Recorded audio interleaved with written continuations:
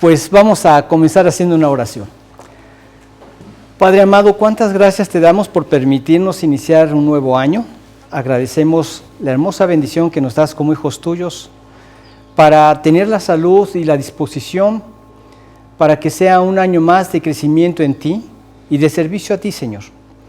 Hay tanta necesidad, tanta gente que vive en una total confusión, sin una esperanza, sin saber qué va a pasar cuando partan de esta vida. Te pedimos que tú nos sigas preparando para guiarlos a tus pies. Te pedimos tu guía en lo que vamos a estudiar en esta mañana, a través de Cristo Jesús. Amén. Bien, vamos a dar inicio en este año con lo que es el Evangelio según San Mateo. Hoy iniciamos un nuevo año, pero es un nuevo año donde Dios nos abre muchas expectativas, como lo hace cada año, en donde estas van a estar limitadas a lo que nosotros como creyentes queramos realizar para el Señor. Cuando yo me convertí, empecé a crecer en mi comunión con el Señor, y la persona que me guiaba en Cristo, al poco tiempo, entró de tiempo completo a la obra. Y entonces yo me sentía muy orgulloso, muy privilegiado, de ser una persona que quien me estaba instruyendo en la palabra era alguien que se estaba dedicando ya de tiempo completo para el servicio del Señor. Y entonces yo me acerqué con él y le dije: mira, te felicito, qué gusto me da y no sabes qué privilegiado me siento.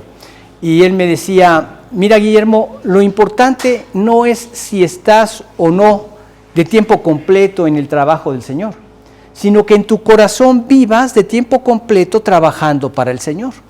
Porque el trabajo para el Señor es en todas las áreas de nuestra vida. Simplemente Dios quiso que ahora pase a dedicar todo mi tiempo a la obra del Señor, pero también servía yo al Señor en mi trabajo, compartiendo el Evangelio con la gente que me rodeaba en mi trabajo. Ahora ya no me voy a codear con ellos, pero voy a tener otro tipo de círculos, otro tipo de personas a las que voy a tener que acudir para compartirles el mensaje del Señor. Pero lo importante es estar de tiempo completo en nuestro corazón para el Señor. Y esto es algo bien importante. Cuando nosotros leemos la Escritura y la leemos con el deseo de que Dios nos hable a través de ella, la analizamos, le pedimos a Dios su guía, vemos cada vez cómo el Señor nos mueve, nos quiere mover a una vida de total dependencia de Él. Y esta es una vida de completa aventura.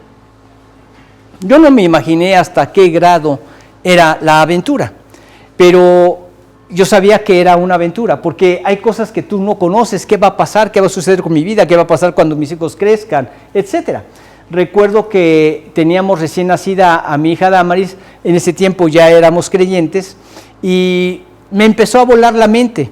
Yo la tenía acostada en mi pecho, una bebita, un bodoquito, y yo disfrutando de ese momento. Teníamos una mecedora y me empieza a volar la mente.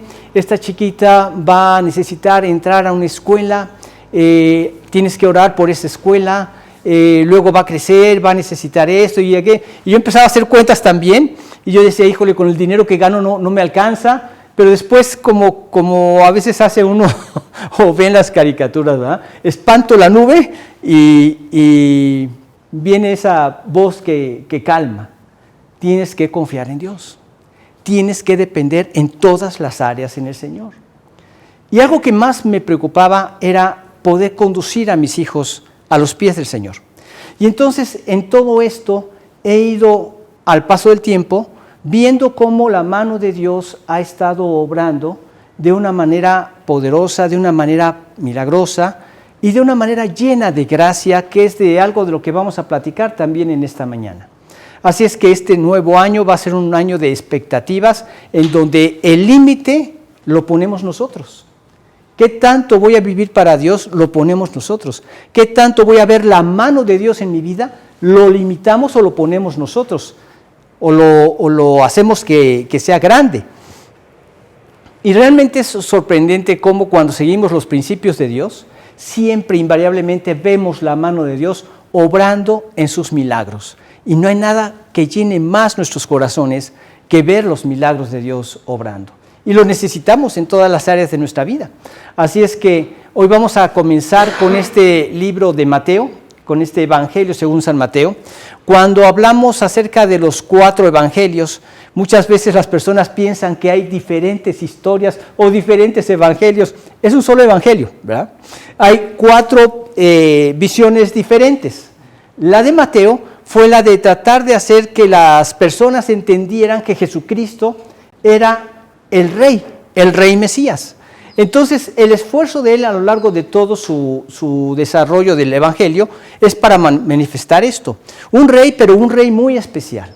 Era el Rey de reyes y Señor de señores, pero era el rey prometido del linaje de David. Entonces, todo su esfuerzo se centra en esto. ¿Con qué propósito? Con que todas las personas que leyeran su Evangelio entendieran que él era el único que podía perdonar nuestros pecados porque era el Mesías, el enviado de Dios, y que era el único al cual nosotros deberíamos darle pleitesía o rendirle adoración. Él era el único.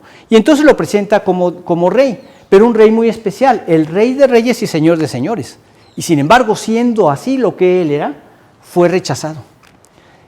Nació en un pesebre, se rodeó con gente pecadora, buscó en su misericordia a los más pecadores y a los más desvalidos, mostró su amor hacia el hombre y mostró lo que él era, Rey de reyes, pero también un Dios de amor, hombre, rey, hombre hecho Dios, Dios hecho hombre, perfectamente hombre y perfectamente Dios. Ahora, algo que vemos también en este evangelio es cómo fue escrito por un hombre muy peculiar. Un hombre que era odiado por su comunidad. Él era un recaudador de impuestos. En Roma, en aquella época, una persona influyente o adinerada podía acercarse a pedirle al emperador, darle un dinero para que le concediera explotar por un periodo de tiempo alguna provincia, alguna nación, algún país, recaudando los impuestos. Él le llegaba con todo ese platal para que él sacara provecho de ese país, exprimiéndolo, sacándole los impuestos. Estos eran considerados como los publicanos, pero los publicanos de la realeza, autorizados por la realeza. Habían también los publicanos, que eran los que se encargaban de recaudar el dinero de las personas en sí del pueblo. Esto era los publicanos que comúnmente vemos en la Escritura y de los cuales también formaba parte Mateo. Y él estaba en el banco de los tributos públicos cuando llega el Señor y le dice, sígueme. No se nos describe más acerca de él, simplemente le dice, sígueme. He visto varias películas donde lo representan de maneras que ayudan a darle vida a través de ese arte dramático, ¿verdad? Llega Jesús, está Mateo en el banco de los tributos, de repente alza la vista y ve a Jesús. Jesús se le queda viendo, él ve a Jesús y Jesús le dice, sígueme, y él deja todo y se va. En otras he visto que Mateo se encarga de buscar y ver qué estaba pasando con Jesús, se interesa en sus milagros, va tomando nota de los milagros y él se siente muy mal porque él es menospreciado de toda la gente y de repente pasa por ahí Jesús, se le queda viendo y le dice, sígueme. Pero él ya había visto mucho de la vida de Jesús. Entonces, esto da mucho para cortar, para el arte dramático del cine, pero en muchos de estos nos ayudan a visualizar un poco más cómo fue ese momento. Ahora, sígueme, y él dejó todo, dejó todas las riquezas, dejó todo lo que tenía para seguir a Jesús. Quiere decir que él había visto algo acerca de Jesús, había escuchado o visto, pero él quería conocer a este Jesús porque él había sido rechazado de la sociedad y él veía quiénes seguían a Jesús. ¿Lo seguían mujeres? Rechazadas también, menospreciadas por la sociedad. ¿Lo seguían gente sencilla? Pescadores. Y él tenía una esperanza en ese sígueme. Y él lo dejó todo y siguió a Jesús. Este es Mateo. Y una persona con gran humildad porque en ninguna parte él se menciona en su evangelio. En ninguna parte se menciona como en primera persona. Y es una persona que describe, como ya les decía, con mucho lujo de detalles y teniendo en mente esto, porque él no perdió de vista quién era Jesús, después de toda la evidencia que él había dado, para dejar en claro en su evangelio que él era el Rey de Reyes y Señor de Señores, el Mesías enviado por Dios. Y nosotros podemos ver en el capítulo 1 una genealogía en donde uno dice, híjole, ¿qué se puede predicar acerca de una genealogía, ¿no? Y muchas veces pensamos que las genealogías son tierra árida para una predicación. Sin embargo, no es así. Hay mucho que podemos aprender de esta genealogía, de lo cual vamos a hablar el día de hoy. Vamos a estudiar del capítulo 1, de los versículos 1 al 17, precisamente la pura genealogía, ¿verdad? En ocasiones las personas me han dicho, las genealogías son buenas cuando uno quiere leer un poco antes de dormir, se te quedas dormido, ¿verdad? No le encuentran mucho sentido, pero sí hay un sentido en las genealogías. Desde el Antiguo Testamento había un gran sentido en las genealogías. ¿Por qué es que tenemos toda esa secuencia de genealogías en el Antiguo Testamento? Yo recuerdo que me hice el propósito firme, siendo un niño, de leer la Biblia, y yo no tuve ningún problema por creer que la Biblia era la palabra de Dios, siempre lo escuché y siempre lo creí. Y me interesé por leerla. Pues mi interés se acabó cuando empezaron las genealogías. Empecé con el Génesis y luego llegó una parte donde empiezan las genealogías y ahí se acabó mi interés por las genealogías. ¿Por qué para los judíos era tan importante? Porque a través de estas genealogías venía toda una conexión entre las personas, porque Dios había repartido la tierra por tribus y esas tribus tenían que repartirlas por familia y cada familia tenía su parte en esas tierras. Por eso era tan importante para las personas tener esa conexión. Hago una pausa. ¿Pasa algo? ¿No se está transmitiendo? Que cada familia tenía que estar ligada a su tribu y a su tierra. Entonces, ¿qué pasaba cuando alguien se casaba con alguien de otra tribu? Tenía que permanecer la familia con la parte del varón, en la tribu del varón. ¿Y qué sucedía cuando no había algún varón? Pues hubo las hijas de Zelofehad que no tuvieron hijos, sino nada más tuvieron hijas, y entonces les dijo, pueden casarse con quien quiera, pero que sea de su propia tribu, para que no ande pasando la propiedad de tribu en tribu. Entonces tenían que mantener esa tribu. ¿Y qué ocurrió después? Cuando el pueblo pecó y fueron llevados cautivos a Babilonia, al regresar, tenían que comprobar de qué tribu pertenecían para poder asignarles a las tierras que les correspondían. Y dentro de eso mismo tenían que comprobar que si eran sacerdotes, poder ministrar. Si no tenían forma de comprobar su descendencia, su genealogía, entonces no podían ministrar. Tenían que esperar hasta que el sacerdote usara de un recurso que Dios les había dejado, del Urim y Tumim, para determinar si realmente era descendiente del sacerdocio o no. Pero este era el propósito que tenían con las genealogías. En este caso, Mateo, tomando en cuenta esta importancia de lo que era la descendencia, establece esa descendencia de Jesús y empezando por Abraham, de Abraham a David, de David a la deportación de Babilonia, de la deportación de Babilonia a la venida de Cristo, para establecer que él viene del linaje de los israelitas, de los judíos, de Abraham, pero a través de la descendencia de David, el rey, a quien fue hecha la promesa del reino milenial, del reino mundial. Entonces la establece el apóstol Mateo con mucha claridad en esta genealogía. Vamos a dar lectura a esta genealogía, si fueras tan amable, Yorgos, del 1 al 10.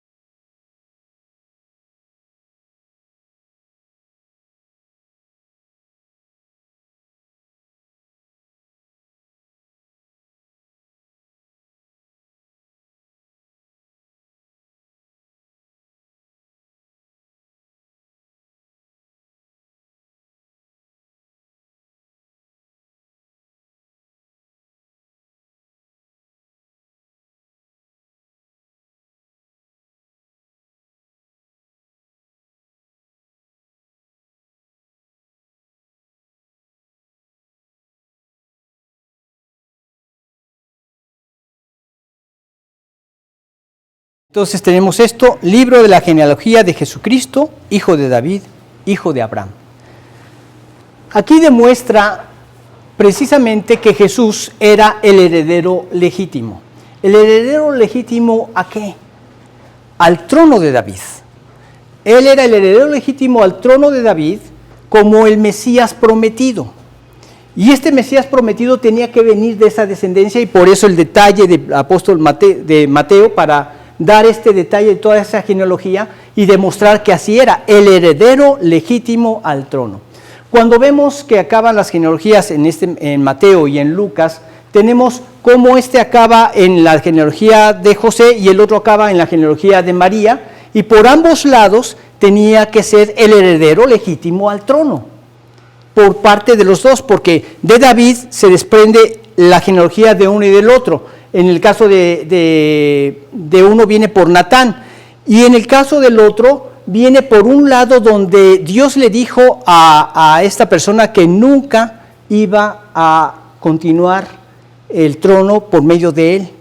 Y es de donde viene precisamente José, que si hubiera sido su padre legítimo no podría haber heredado el trono. Pero por su madre sí pudo heredarlo, porque venía también de la descendencia de David y le correspondía de ambas partes el trono de una manera legítima, directamente heredero de David. Entonces, vemos que él es el heredero legítimo al trono y el heredero también de la promesa hecha a Abraham. ¿Cuál promesa fue hecha a Abraham? Que en tu simiente serán benditas todas las naciones. Y él era el cumplimiento de esa promesa, la simiente a través de la cual iban a ser benditas todas las naciones, bendito todo el mundo. Y entonces vemos que el propósito de Mateo era que la gente entendiera que a través de una relación con este rey Mesías, las personas podrían ser también herederas de esta bendición que venía por medio de él, porque él iba a ser la bendición para todas las naciones. Leamos dos versículos, si fueras tan amable, Abby, en Romanos 4, vamos a leer los versículos el 11 y el 16.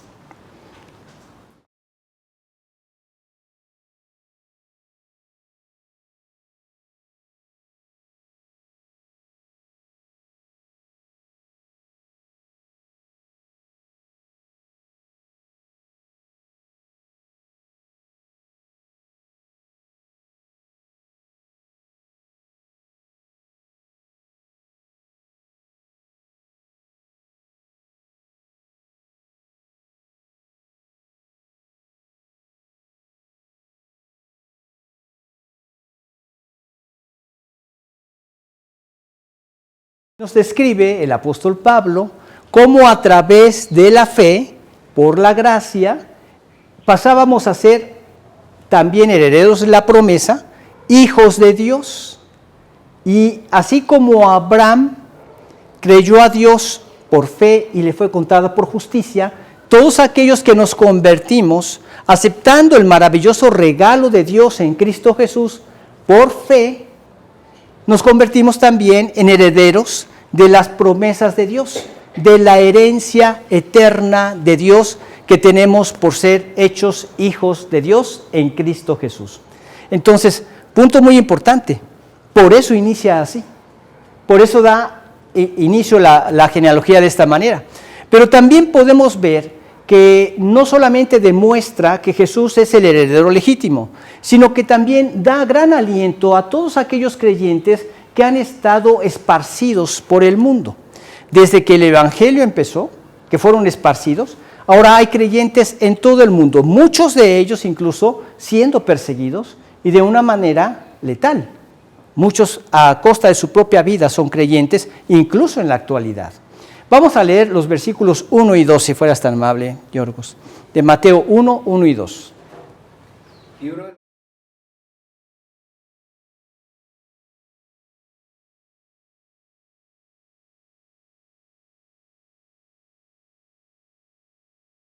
Aquí vemos cómo en Cristo cada uno de los judíos tenía una parte como su rey y Mesías, en Cristo. Él era el representante de todas las tribus de Israel, en quien iba a venir el cumplimiento de la promesa. Ahora, Si algún judío en la actualidad quiere saber de qué tribu es, no pueden. Mucho se perdió en la deportación. Mucho se perdió después de que fue destruido el templo. Y entonces ahora, si alguien quisiera saber de qué linaje viene, es sumamente difícil y en muchos casos imposible. Entonces, ¿qué va a pasar ahora? Ya no son necesarias las genealogías. Ya en Cristo Jesús tenemos herencia eterna en los cielos. Dios sabe de cada persona que ha nacido dentro de los mismos judíos, a quién pertenece cada uno de ellos. Pero aquí ya no es eso lo que prevalece o la importancia, porque precisamente la promesa que fue cumplida en Cristo Jesús como el Rey Mesías, el Rey que iba a establecer su reino por todo el mundo, un dominio a todo el mundo, era precisamente Jesús y Él era el cumplimiento. En Él tenían que creer, a Él tenía que convertirse. Y en Cristo Jesús cada uno tenía una parte como su Rey y Mesías. Y esto es lo que tenemos que ver también nosotros. Quien quiera que sea, en Cristo Jesús forma parte de un solo cuerpo, que es la iglesia de Cristo, que es el cuerpo de Cristo. Cada uno de nosotros. Entonces, nunca podremos pensar nosotros que estamos solos, porque en Cristo Él lo suple todo lo que necesitamos. Se encuentre uno donde se encuentre. El judío ya no tiene que buscar sus genealogías, en Cristo lo tiene todo. El creyente no le debe preocupar esas genealogías. En Cristo tenemos todo, Él suple todo lo que necesitamos, cualquiera que sea nuestra situación. En el aspecto laboral, Cristo lo suple todo. En el aspecto emocional, Cristo lo suple todo. En cualquier área que tú lo quieras ver, ahí encontramos a través de la palabra de Dios, en Cristo la respuesta, en Cristo la gracia, en Cristo la misericordia, en Cristo el poder para hacer todas las cosas. Leamos segunda de Pedro, capítulo 1, versículo 4, si fueras tan amable, Abby, y Romanos 8.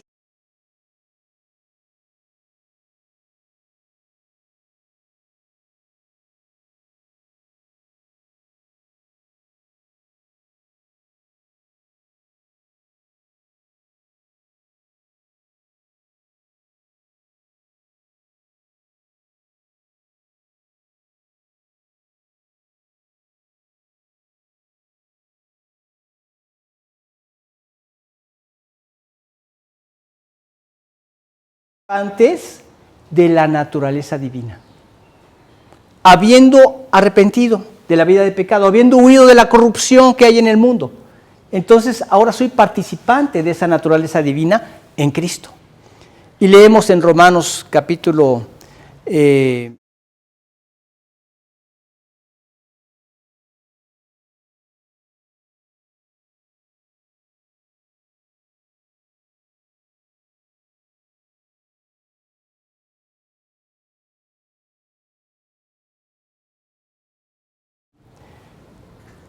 aquí tenemos lo hermoso que es como creyentes, que el Espíritu mismo da testimonio a nuestro espíritu de que ahora somos hijos de Dios. ¿Qué seguridad puedo tener de que soy creyente? Bueno, a través de los cambios que voy viendo en mi vida que están siendo operados por el Espíritu, de manera natural. Porque ahora le entregué mi voluntad y quiero hacer la suya. De manera natural va obrando en mí. Y el Espíritu da testimonio a mi espíritu porque yo no era así. Ahora soy como soy porque el Espíritu lo está haciendo.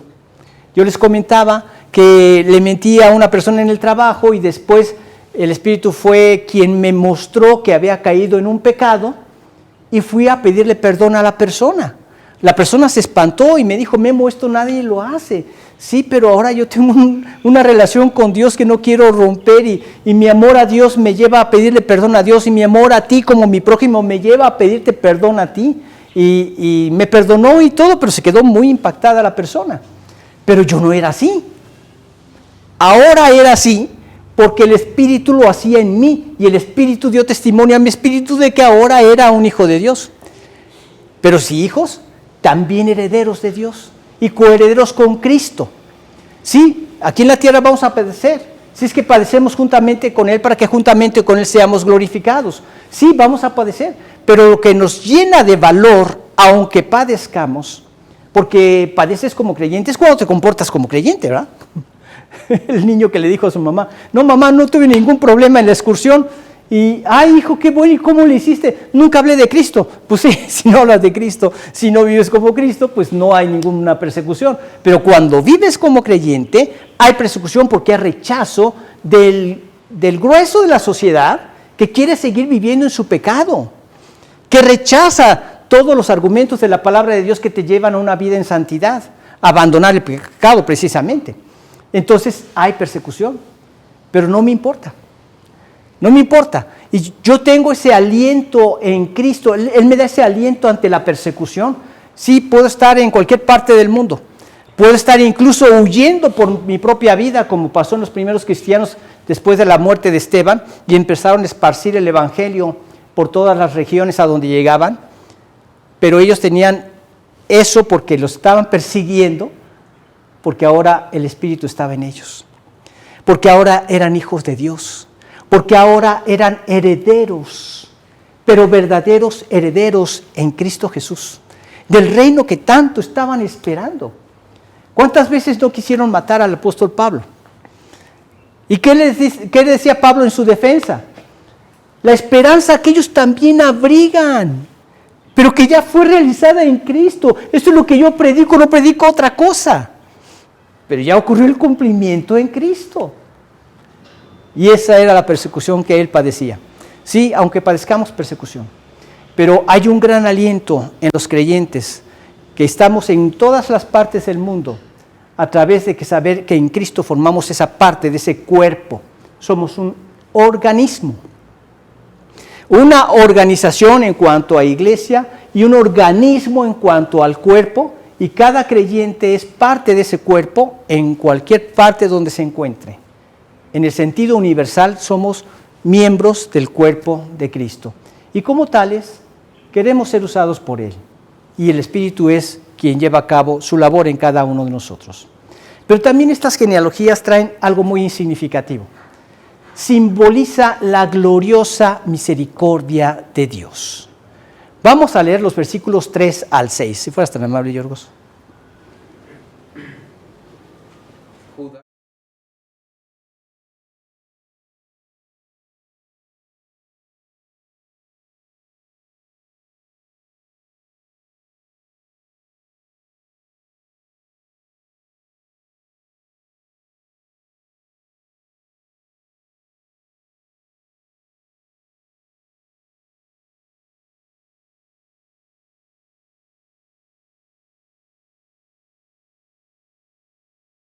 Gloriosa misericordia de Dios. Yo les decía en un principio que las mujeres eran menospreciadas en esa sociedad cuando Cristo vino. ¿Cuántas mujeres se nos mencionan aquí? Vemos la gracia de Dios, la misericordia de Dios. Se nos mencionan 4 mujeres. Cuando Judá todavía no se convertía, se fue con un amigo, llegó a un lugar, tuvo sus hijos, y cuando los hijos ya tenían edad, les dio una mujer.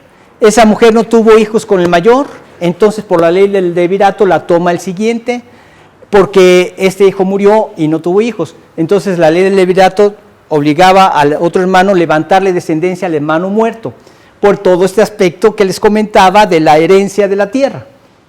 Bien, este tampoco tuvo hijos y murió. Y entonces el otro estaba muy pequeño y le dice Judá, vete a tu casa y cuando él crezca, pues te lo doy para que levante descendencia a sus hermanos, ¿verdad? Y entonces ella vio que el niño ya no era niño, ya había crecido y no era dado a ella, a este niño, para seguir la costumbre de la ley del levirato. Y entonces ella tomó la decisión de disfrazarse como una mujer cualquiera y trató de seducir a Judá. Fíjate qué clase de mujer viene en la descendencia del Mesías. Y entonces ella se disfraza como prostituta porque se cubrió también la cara, y pues Judá se acerca a ella, era una persona sin principios, no se había convertido al Señor ni nada. Entonces él llega y le dice que duerma con él, y ella le dice, pues ¿qué me vas a dar como en pago. Te voy a dar una oveja del rebaño. Y le dice, pero como garantía, ¿qué me dejas? Mi bordón y mi cayado. Y se los deja. O su sello, creo. El caso es que finalmente ella queda embarazada. Le llegan con la noticia a Judá de que Tamar estaba embarazada. Y él dice, sáquenla y apedréenla. Y esto era lo que en la sociedad se acostumbraba. Y ella dice, de quién son estas prendas es de quien estoy embarazada. Entonces cuando él ve las prendas, queda totalmente delatado, ¿no? Es de ti que estoy embarazada. Entonces déjenla. Más justa es ella que yo, porque mi hijo creció y no se lo di en casamiento, ¿verdad? De ahí viene el Mesías. Y luego se menciona a otra mujer. Cuando el pueblo de Israel crece y entra a tomar parte de su tierra, ellos llegan y piden a una mujer que les dé refugio, y esta era una mujer prostituta, llamada Rahab. Esta mujer Rahab escondió a los espías y les dicen que ponga un hilo de grana, y este es un lugar que no se destruyó cuando el pueblo de Israel gritó, y la rescataron a ella y todos los que estaban con ella. Y ella entonces se relaciona con un judío y tiene un hijo de donde viene también la descendencia del Mesías. ¿Qué vemos en esto? La misericordia de Dios y la gracia de Dios. Por eso es que tanto se identifica el Señor Jesucristo con nosotros, humanos pecadores. Con nosotros se identifica. No existe un humano perfecto. Por eso tenía que identificarse con nosotros imperfectos, pero arrepentidos, pero convertidos. Se convirtieron al Dios de Israel. Luego continúa mencionando a Ruth. ¿Con quién se casó Ruth? Con Booz, un hombre sumamente piadoso. ¿Y cómo se iba a casar con una mujer de quien Dios había dicho que nadie se iba a relacionar, que no iban a ser permitidas ninguna de estas personas que se mezclaran con el pueblo de Israel? Habían sido producto de un incesto. Emborracharon al papá para poder levantar descendencia de él. Y de ahí vienen los moabitas. Y Ruth era moabita.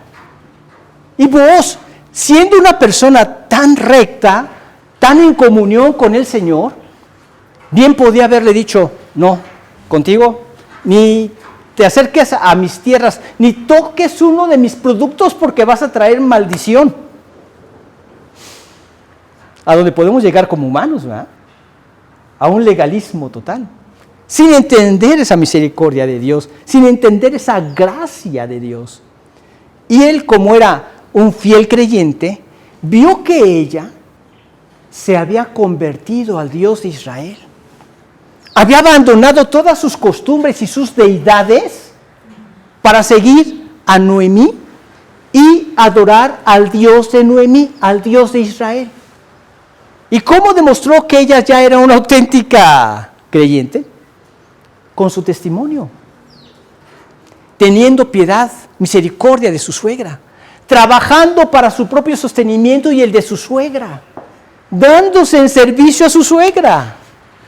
Este es el amor ágape. Y entonces, esto lo vio Booz y vio en ella una mujer convertida. Y el resultado de esa mujer convertida es que era una mujer virtuosa.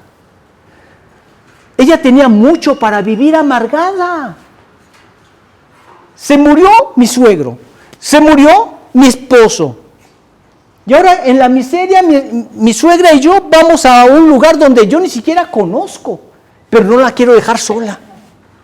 No la quiero dejar sola.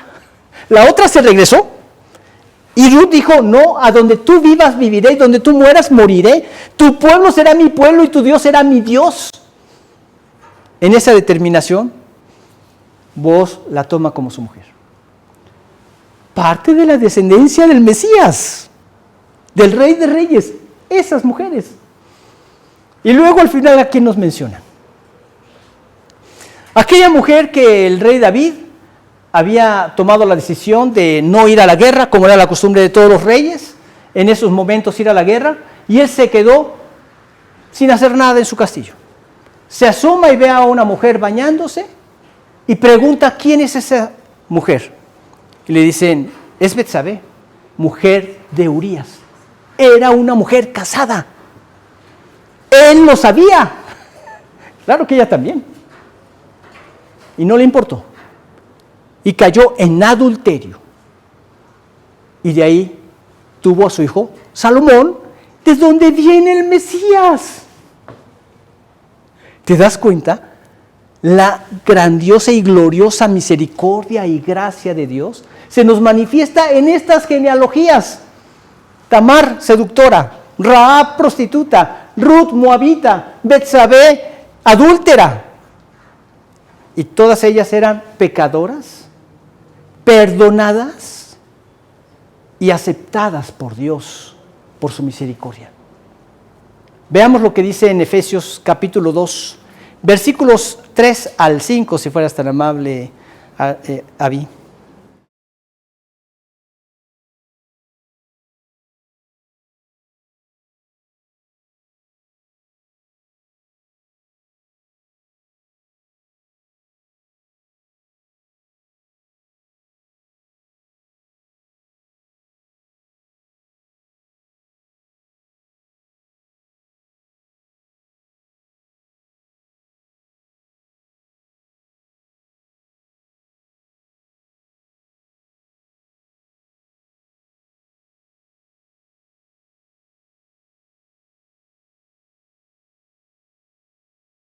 Así éramos, pecadores, y nos dio gracia en Cristo.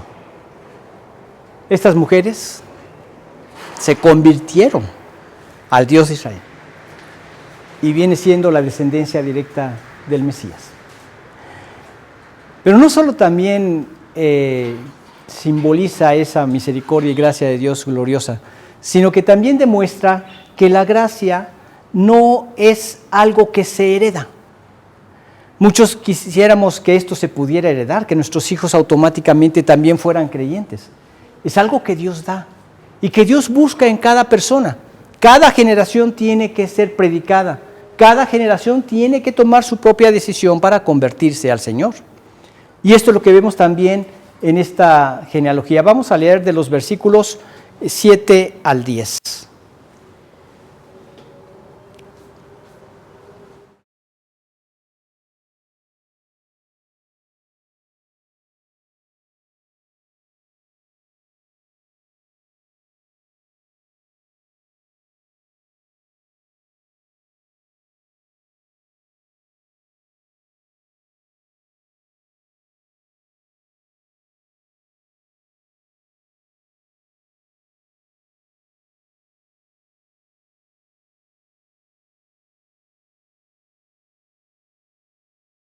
Dan esa maldad su siguiente generación, porque ya la traemos en la carne. Pero el rey bueno no hizo que el siguiente siguiera sus caminos, porque cada rey era responsable de su comportamiento y no podían heredar el arrepentimiento y la fe. Esto era algo que cada quien tenía que definir en su propia vida. Nosotros podemos tener hijos, pueden crecer en un ambiente cristiano, en una atmósfera cristiana, pero esos hijos tendrías que tenerlos metidos en un estante, en un donde se guardan los libros o algo por el estilo, sin que salieran a la sociedad, para que nunca se contaminaran. Imposible, imposible. Siempre tienen contacto con primitos, con vecinos, con amiguitos, que en el deporte donde los tienes, en la disciplina musical donde los tienes, siempre hay contacto con el mundo. ¿Y qué es lo que hace el mundo? Los quiere absorber y los quiere contaminar. El mundo en el que vivimos, el mundo entero está bajo el maligno. Y hay muchas formas en que se contamina la gente. En mi época, algo que nos recomendaban era tener mucho cuidado con los medios masivos de comunicación, como era la televisión, como era el cine. Pero ahora con la telefonía celular, está a la orden del día la contaminación. Y hay padres que les dejan el celular a sus hijos como niñera, sin darte cuenta que los niños manejan mejor el celular que uno como adulto. Nada más les ves los deditos así, y cambian, y cambian, y cambian, y cambian. En una de esas, les meten un gol y ya lo contaminaron. El niño se da cuenta que es un pecador y lo hacen despertar antes de tiempo a lo que es la maldad, el pecado, la inmoralidad, etc. Y se da cuenta que es un pecador. ¿Qué vamos a hacer como padres? No quiero hablar de estas cosas. No, esto ni se menciona en la casa. No. Tenemos que estar abiertos para ayudarlos y enseñarles la verdad, a su nivel, pero la verdad, a la forma que puedan comprenderla. Pero la más grande verdad es que entiendan que por eso, como seres humanos, necesitamos tomar la decisión de arrepentirnos y convertirnos a Dios. La solución está en Cristo, porque Él ahí pagó por nuestros pecados. Y hasta que te arrepientas y te conviertas a Dios, puede Dios poner en tu vida, acreditar a tu vida, imputar en ti, poner en ti la perfección que solamente Dios admite. No hay menos que Dios pueda admitir que la perfección. La perfección que Dios nos da en su sacrificio. Porque por una sola ofrenda hizo perfectos para siempre a los santificados, dice en Hebreos 10:14. Lo necesitan saber. Y así cada generación tiene que ser predicada. ¿En qué momento? ¿A qué hora? ¿Cuándo va a ser el momento adecuado? La clave es la oración. Orando todos los días. Yo todos los días oré por mis hijos. Y sigo orando por mis hijos. Todos los días. Y por mis nietos, todos los días.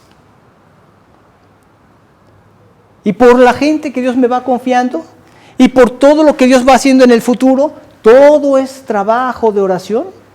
Si queremos ver la mano de Dios, obrando en su poder, en su misericordia, en su gracia. Es que no es mi trabajo. Yo no puedo entrar al corazón de la gente. Yo no puedo cambiar la voluntad de las personas. Esto solamente lo hace Dios. Por eso tengo que depender de Dios en oración. Y Señor, sigue quebrantando esa necedad. Señor, haz que se convierta, que esa cerviz que está endurecida sea quebrantada y voltee hacia ti y vea su necesidad y clame por tu misericordia, por tu gracia. Clamamos a Dios y oramos a Dios y Dios va mostrando en su gracia el momento adecuado. Lo importante es tener abierto ese canal, abrirse en esa comunicación con nuestros hijos, para que cuando sea el momento tengan la libertad de acudir a ti y preguntarte. Y entonces poderlos llevar a la solución. ¿La solución dónde está? La solución está en Jesucristo. La gracia no se hereda. Se tiene que predicar en cada generación. Leamos 2 versículos. Mateo capítulo 3, si fueras tan amable, Yorgos, versículos 8 y 9, y Juan 1:12. ¿Avi?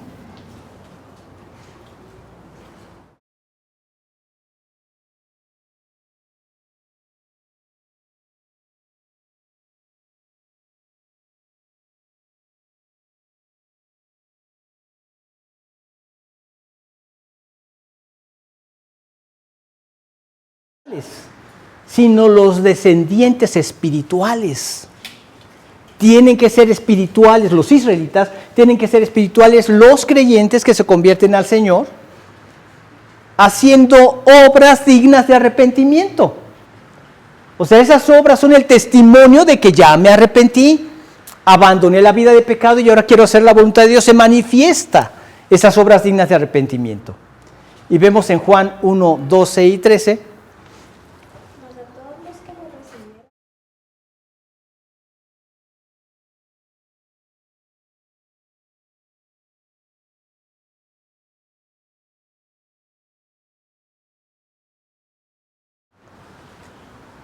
Mas a todos los que le recibieron, hay que recibirlo. Cada generación tiene que recibirlo. A los que creen en su nombre, tenemos que predicarles el Evangelio. Tenemos que darles testimonio con nuestras vidas de lo que es una nueva vida en Cristo, porque tienen muchos parámetros para comparar. Ellos conocen a mucha gente, conocen a vecinos, conocen a los hijos de otros niños. Muchas veces en el baño se encuentran los niños y empiezan a compartir cosas. Y escuchan cosas que dicen, ay, ¿no es así mi mamá? Ay, Dios, gracias porque no es así mi papá. Entonces se empiezan a comparar y a ver que hay una vida diferente. Que aunque mi carne me jala a eso y yo quisiera eso, veo el resultado. Lo veo en la vida de mis padres, lo veo en mi familia, lo veo. Tengo testimonio de lo que es el cambio, que es lo que es diferente, versus la contaminación y destrucción que trae el pecado en la vida de las personas que viven sin Dios. Destrucción. Entonces, es importante esto. Cada generación tiene que ser predicada. También estas generaciones resaltan de una manera bella y profunda el poder de Dios para guardar sus promesas. Él las cumple. Son promesas de Dios. Hay garantía de que hay cumplimiento. Esto se los digo para que ustedes mismos se mentalicen a esta gran verdad. ¿Se reúne lo que Dios dice? ¿Estoy orando conforme a su voluntad? Voy a esperar su respuesta, porque no hay de otra. Él cumple sus promesas. Vamos a leer los versículos del 11 al 16. Si fueras tan amable, Yorgos.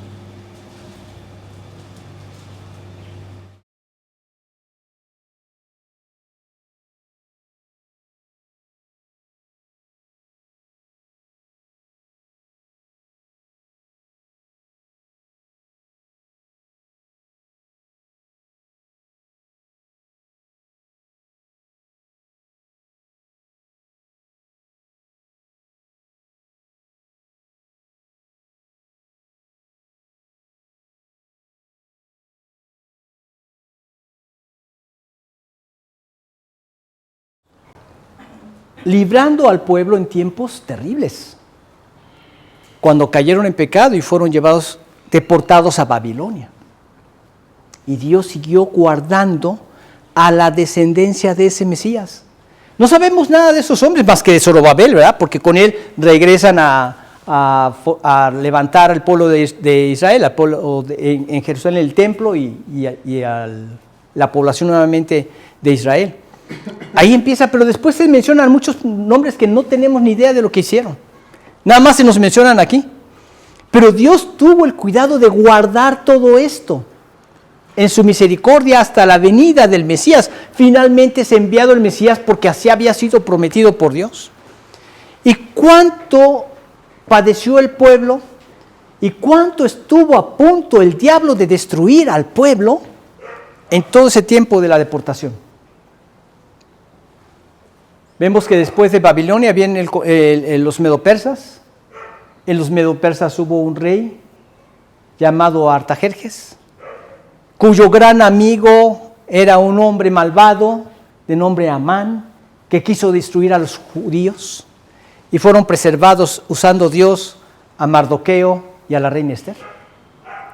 Preservados milagrosamente. ¿Cuánto padecieron? Pero la promesa de Dios tenía cumplimiento porque Dios la había hecho. Él cumple lo que promete.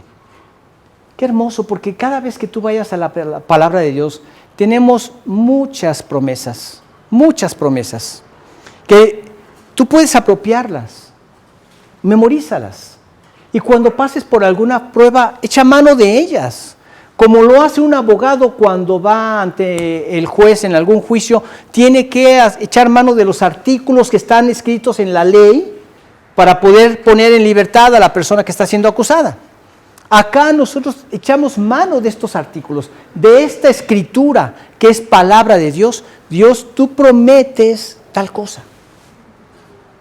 Por alguna razón hay aflicción en tu corazón, estás preocupado, estás angustiado, se te va el sueño. Dios, tú dices que por nada me afane. Haz esto una realidad en mi vida. Aquí te lo presento en oración. El punto es el que me angustia. Te lo dejo en oración para que tú lo arregles y dame el descanso que necesito para seguirte sirviendo. Y confías en Dios. No es ser irresponsable. Es ser creyente. Es tener fe. Es confiar en Dios. Es glorificarlo. Es saber que Él existe. ¿Sí? Es recompensador de los que le buscan. Él va a traer la respuesta. Y yo descanso en el Señor. Leamos 1 de Juan 5, 4 y 5.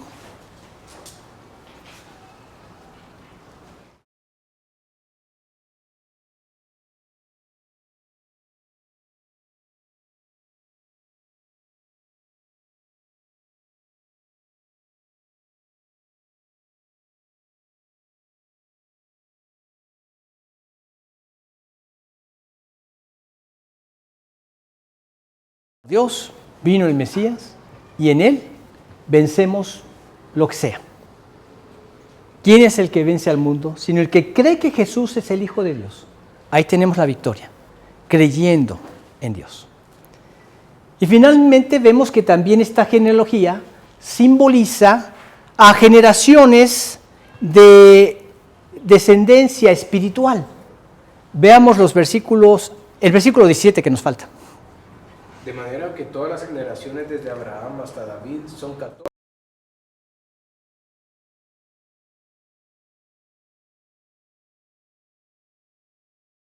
Aquí un resumen de historia que tiene mucha relación con la vida espiritual. De Abraham a David. ¿Qué es lo que tenemos aquí? El inicio del pueblo de Israel, su nacimiento, podríamos decir, y el crecimiento del pueblo de Israel. Luego menciona de Abraham a David, luego de David a la cautividad babilónica, al cautiverio babilónico. ¿Y qué es lo que vemos en todo esto? Vemos un retroceso en el pueblo de Israel. Vemos el retroceso y el pecado, porque por el pecado fueron llevados cautivos. Y luego dice que de Babilonia al Cristo, al Mesías. ¿Y qué es lo que vemos aquí? Una liberación. No solo una liberación, sino completo triunfo en Cristo Jesús. Y es precisamente lo que ocurre en la vida del ser humano. Todo ser humano tiene un nacimiento, un crecimiento de manera natural como personas, pero llega un momento en donde ya es consciente de su pecado. En ese pecado vive en completa esclavitud. Se da cuenta que es completamente esclavo del pecado. Pero entonces viene en arrepentimiento y conoce a Jesucristo. Y en Jesucristo tiene total liberación y verdadero triunfo en su vida. Yo recuerdo cuando me convertí. Híjole, no saben, yo me sentía liberado de una gran carga.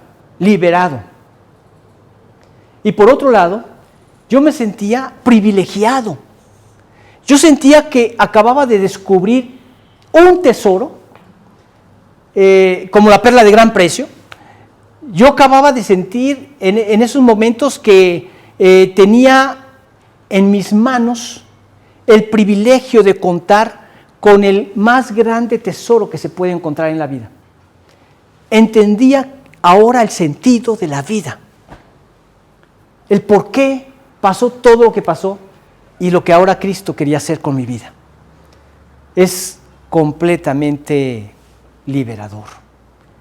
Y el triunfo que tenemos en Cristo Jesús, un triunfo garantizado. El verdadero poder, fíjate bien, el poder de Dios. Por eso es absurdo decirle a Dios, Dios, ¿por qué no has podido hacer tal o cual cosa? No, nunca tenemos que buscar en Dios el problema. El problema está en nosotros. Él es el Todopoderoso. Fíjate lo que nos dice en el Salmo, capítulo 8, versículo 6, si fueras tan amable, Abby. Yorgos te molestaría con Romanos 3, 23.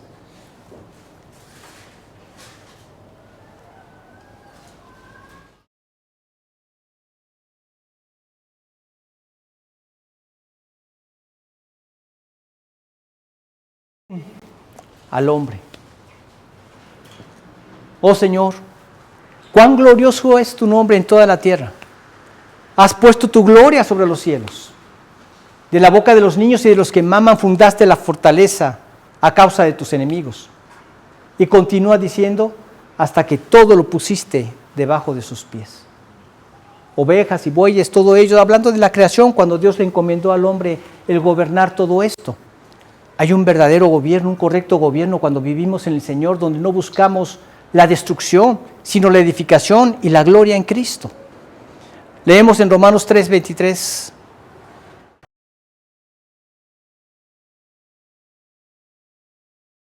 ¿Te molestaría con Efesios 2, 4 al 6? Vemos en este punto cómo es la gran tragedia del ser humano. Todos pecamos. El pueblo de Israel, vemos ese retroceso y esa esclavitud. Todos hemos pecado y estamos destituidos de la gloria de Dios. Y vivimos en esa esclavitud del pecado. No podemos ser liberados hasta que nos convertimos al Señor. Leemos en Efesios 2, 4 al 6.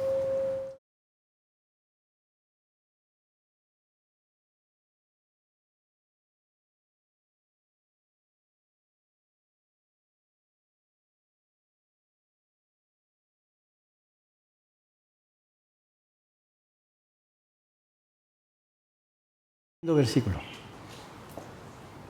Con Cristo, en Cristo, todo lo tenemos en Cristo.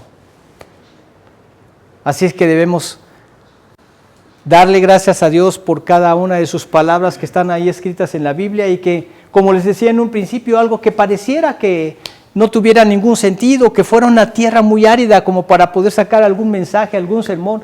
Tenemos tanta riqueza en la Escritura, como lo pudimos ver ahora en estas genealogías, en donde Dios nos mostró que, en primer lugar, demuestra que Jesús es el heredero, el legítimo al trono y a las promesas de Abraham, que esto trae un gran aliento a los creyentes que vivimos esparcidos en todo el mundo y que simboliza la hermosa gracia y misericordia de Dios a través de estas mujeres gentiles, de donde viene toda esa descendencia del Mesías y tantas riquezas como las que vemos aquí, que cada vez que lo leamos recordemos, hay un sentido muy importante, muy especial en la palabra de Dios, en cada una de sus palabras y en cada uno de sus pasajes. Y pues como muchas veces podríamos pensar, ¿qué podemos hacer con todo esto en este año que Dios nos permite iniciar? Pues Señor, es pura gracia, es pura misericordia. Dame la gracia y la misericordia de poder ser usado por ti, de alcanzar a aquellos que tengo a mi alrededor. No tenemos que pensar en los que viven en Patagonia, en la China, etcétera. Tienes mucho campo de acción entre la gente que te rodea y es a los que Dios pretende que alcancemos. Son las personas que nos están viendo, que están conociendo, que están viendo nuestro testimonio, que han visto los cambios. Son las personas que podemos impactar, las que están a nuestro alrededor. Pidamos a Dios esa gracia para poderles llevar este evangelio, poderles influir, poderlos atraer a Cristo y poderlos guiar en un crecimiento espiritual. Decía D.L. Moody en una ocasión que se le acercó una persona y le dijo, quisiera hacerle una pregunta. ¿Usted a qué cree que se debe que los musulmanes que empezaron 600 años después de Cristo sean más en número, en aquella época eran más en número, que los cristianos? Y él le dijo, mira, a un musulmán no le importa abandonar la vida de pecado, no le importa morir a sí mismo, no le importa tomar una cruz y pueden vivir en el pecado más oscuro y seguir siendo musulmanes. Pero el que realmente es cristiano abandona su vida de pecado, toma su cruz y sigue a Jesús, no haciendo su propia voluntad, sino ahora la voluntad de Dios. No es fácil, necesitas morir a ti mismo y entregar tu voluntad a Dios. Y esta es la gran diferencia entre el cristianismo y los que me acabas de mencionar. Realmente como creyentes tenemos ese privilegio, contar con el poder de Dios para llevar a cabo esto que es por fe y es por gracia. Y Dios quiere hacerlo en nosotros y alcanzar a otros a través de nosotros. Pidamos a Dios que este año tengamos propósitos que puedan glorificarlo a Él, atrayendo a otros a Jesús. Vamos a hacer una oración para terminar. Padre, cuántas gracias te damos porque solamente tú hiciste posible en Cristo Jesús nuestra salvación y en Él nuestra transformación y poder experimentar cosas que nunca imaginábamos que pudiéramos experimentar o vivir. Gracias porque tú fuiste quien trabajaste en nuestros corazones para quebrantar nuestra necedad. Queremos pedirte que nos permita ser sensibles a las personas que nos rodean para poderte poner en oración sus vidas y poder también poner en oración tu gracia para llevarles tu mensaje. Señor, guarda nuestras vidas y nuestro testimonio precisamente para eso. Queremos honrarte en cada área de nuestras vidas. Permítenos ser sensibles a cada uno de tus mandamientos porque como humanos somos imperfectos. Necesitamos pedir perdón, necesitamos perdonar y solo tú nos puedes dar la gracia para hacerlo, para edificar nuestras relaciones y que la gente que nos rodea pueda ver que precisamente por la manera como nos amamos, damos evidencia de que somos tus discípulos. Pedimos tu gracia a través de Cristo Jesús. Amén. Bien, pues entonces vamos a continuar a lo largo de este año con el Evangelio según San Mateo y hay mucho material, muchas enseñanzas preciosas que Dios nos va a ir mostrando a lo largo de este año. Que tengan un excelente domingo y que Dios los bendiga. Y feliz año.